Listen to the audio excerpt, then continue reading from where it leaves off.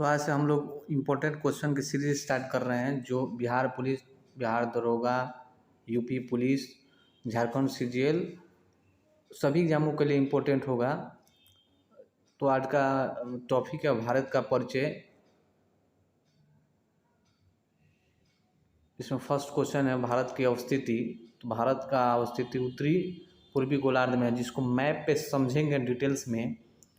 चूँकि 0 डिग्री अक्षांश से ऊपर के भाग को उत्तरी गोलार्ध और 0 डिग्री अक्षांश से नीचे वाले भाग को दक्षिणी गोलार्ध कहा जाता है, और 0 डिग्री देशांतर से दाहिने को पूर्वी गोलार्ध और बाएं को पश्चिमी गोलार्ध कहा जाता है। तो भारत का अवस्थिति 0 डिग्री देशांत से ऊपर और 0 डिग्री देशांतर से पूर्व में है। तो भारत का अवस्थिति उत्तरी पूर्वी गोलार्ध में है।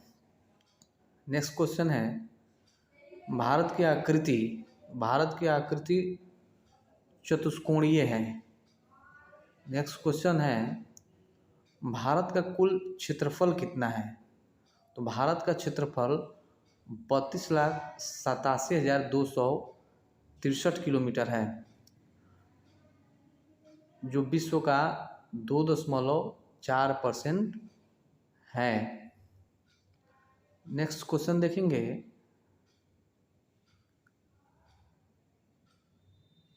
नेक्स्ट क्वेश्चन है भारत का उत्तर से दक्षिण में विस्तार कितना है।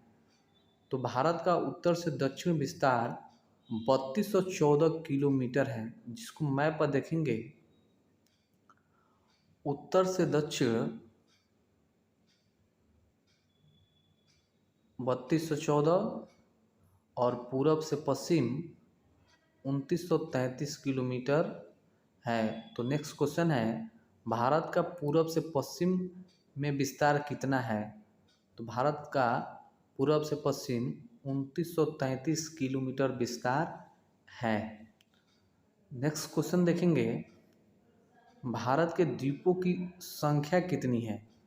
तो भारत में द्वीपों की संख्या 247 है, जिसमें 204 बंगाल की खाड़ी में है और 43 द्वीपों की संख्या अरब सागर में है।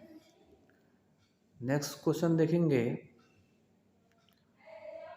प्राचीन भारतीय भौगोलिक मान्यता के अनुसार भारतवर्ष किस द्वीप का अंग था। तो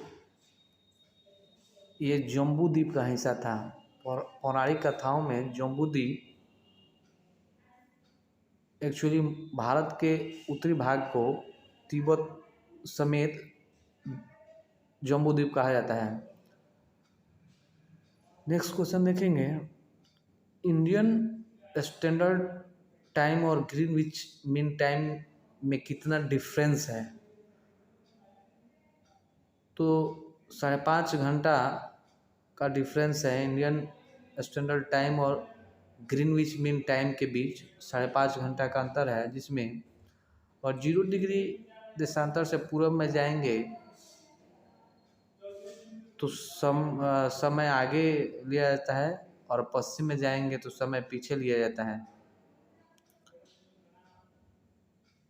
दो देशांतरों के बीच का टाइम 4 मिनट का होता है, लेकिन दो समय जोनों के बीच का टाइम 30 मिनट का होता है, और समय जोनों को 7.5 के गुणज में लिया जाता है।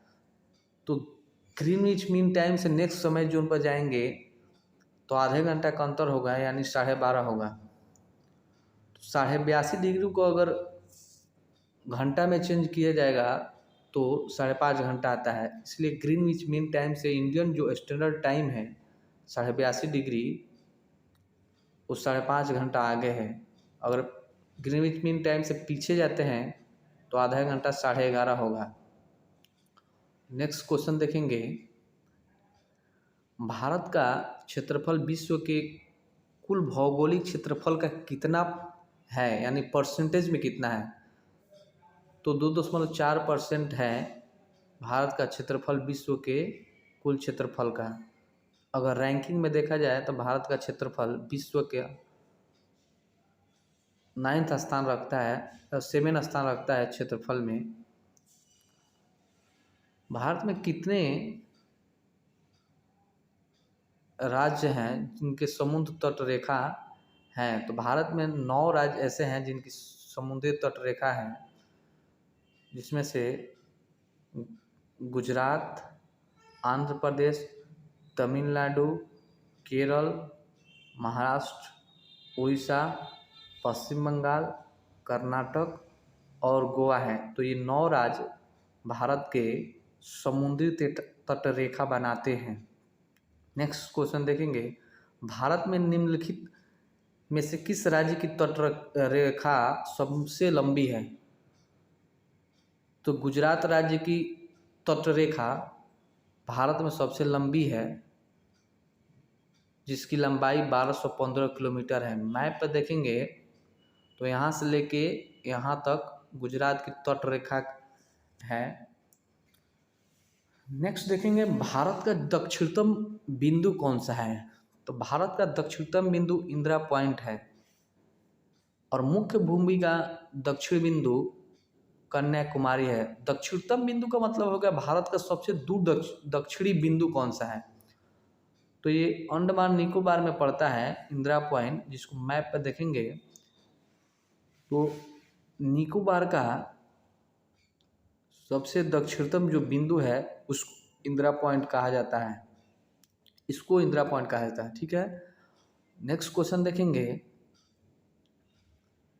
नेक्स्ट क्वेश्चन है कि निम्नलिखित में से किस भारतीय राज्य की समुद्र तटीय सीमा सबसे छोटी है? इसके पहले सबसे लंबा पूछा था, इस बार पूछा समुद्र तटीय सबसे छोटी कौन सी है? तो गोवा की सबसे छोटा सीमा रेखा है जो 101 किलोमीटर है। नेक्स्ट देखेंगे, भारत की सबसे लंबी अंतर्राष्ट्रीय सीमा किस देश के साथ है? तो बांग्लादेश के साथ है, 4096 किलोमीटर। पीडीएफ में गलती से 4156 लिखा हुआ है, लेकिन 4096 किलोमीटर है बांग्लादेश से भारत की अंतर्राष्ट्रीय सीमा की लंबाई। नेक्स्ट क्वेश्चन देखेंगे, भारत के कितने राज्यों से कर्क रेखा होकर गुजरती है? तो भारत के 8 राज्यों से होकर कर्क रेखा गुजरती है और यह भारत को बीचों बीच 2 भागों में विभाजित भी करती है। मैप पे देखेंगे, पहला गुजरात है, उसके बाद राजस्थान, मध्य प्रदेश है, छत्तीसगढ़ है, झारखंड है, उसके बाद पश्चिम बंगाल है, उसके बाद त्रिपुरा है, उसके बाद मिजोरम है। तो ये 8 राज्य से होकर कर्क रेखा भारत को 2 बराबर भागों में बीचों बीच बांटती है और इन 8 राज्यों का याद करने का एक ट्रिक है जिसको मित्र पर गमछा झाड़ कहा जाता है। लेकिन ट्रिक से ज़्यादा बेहतर होगा आप मैप पे याद करिए, क्योंकि मैप पे जिसका कॉन्सेप्ट क्लियर रहेगा वो एग्ज़ाम हॉल में वहीं याद आएगा, क्योंकि ट्रिक कभी कभी एग्ज़ाम हॉल में मिसमैच हो जाता है। तो ये 8 राज्य से कर्क रेखा होकर गुजरती है। नेक्स्ट क्वेश्चन देखेंगे, हैदराबाद का जुड़वा नगर कौन सा है? तो सिकंदराबाद को हैदराबाद का जुड़वा नगर कहा जाता है। नेक्स्ट क्वेश्चन देखेंगे, निम्नलिखित में से कौन सा राज्य पहले नेफा के नाम से जाना जाता था? तो अरुणाचल प्रदेश को पहले नेफा के नाम से भी जाना जाता था। नेक्स्ट क्वेश्चन है, निम्नलिखित में से कौन से भारतीय राज्य में प्रातः काल में सूर्य की किरणें सबसे पहले पड़ती है? तो इसका आंसर सबसे पहले सूर्य की किरणें अरुणाचल प्रदेश में पड़ती है। ये तो समझने वाली बात है कि सबसे पूर्व में अरुणाचल प्रदेश है, तो सबसे पहले सूर्य की किरणें अरुणाचल प्रदेश में ही पड़ेगी। नेक्स्ट क्वेश्चन देखेंगे, कौन सा राज्य उत्तर पूर्वी राज्यों की 7 बहनों यानी 7 सिस्टर का भाग नहीं है? तो इसमें ऑप्शन के अनुसार पश्चिम बंगाल आंसर होगा, जो 7 सिस्टर का भाग नहीं है। एक्चुअली भारत के नॉर्थ ईस्ट यानी उत्तर पूर्वी वाले 7 जो स्टेट है चिकन नेक के बाद, उन्हीं को 7 सिस्टर कहा जाता है। जो मैप पे इस प्रकार है, मैप पर देखेंगे 7 सिस्टर को, तो सबसे ऊपर में अरुणाचल प्रदेश, उसके बाद असम, नागालैंड, मेघालय, मणिपुर, त्रिपुरा और मिजोरम है, जो भारत के उत्तर पूर्व में है। नेक्स्ट क्वेश्चन देखेंगे, और इसके ट्रिक है 7 सिस्टर का। ATM आना मम्मी, ए से अरुणाचल प्रदेश, T से त्रिपुरा, M से मेघालय, आ से अरुणाचल प्रदेश, ना से नागालैंड, म से मणिपुर और मी से मिजोरम है। तो ये 7 सिस्टर हैं। नेक्स्ट क्वेश्चन देखेंगे, भारत के किस राज्य में सर्वाधिक वन क्षेत्र है? तो भारत में मध्य प्रदेश में सर्वाधिक वन क्षेत्र है, उसके बाद अरुणाचल प्रदेश आता है। लेकिन अगर परसेंटेज में पूछ लिया जाए कि भारत में किस राज्य में परसेंटेज ज़्यादा वन क्षेत्र है, तो उसमें मिजोरम होगा। मिजोरम में सबसे ज़्यादा प्रतिशत वन क्षेत्र है। नेक्स्ट क्वेश्चन देखेंगे, भारत का सबसे प्राचीन पर्वत कौन सा है? तो भारत ही नहीं, विश्व के सबसे प्राचीन पर्वत अरावली पर्वत है, और ये भी एक फोल्डेड माउंटेन है जो विश्व के सबसे पुराना वलित पर्वत है। नेक्स्ट क्वेश्चन है कि भारत का सबसे नवीन पर्वत कौन सा है? युवा नवीन पर्वत कौन सा है? तो हिमालय है। ये भी एक वलित पर्वत है, लेकिन ये भारत का सबसे युवा पर्वत है, नवीन पर्वत है। नेक्स्ट क्वेश्चन देखेंगे, भारत की सबसे बड़ी जनजाति कौन सी है? तो भारत की सबसे बड़ी जनजाति गोंड है। भारत की सबसे बड़ी जनजाति गोंड है, जिसका सबसे ज़्यादा आबादी मध्य प्रदेश राज्य में है। नेक्स्ट क्वेश्चन देखेंगे, लक्षद्वीप में द्वीपों की संख्या कितनी है? लक्षद्वीप में द्वीपों की संख्या 36 है। नेक्स्ट क्वेश्चन देखेंगे, लक्षद्वीप की राजधानी कौन सी है?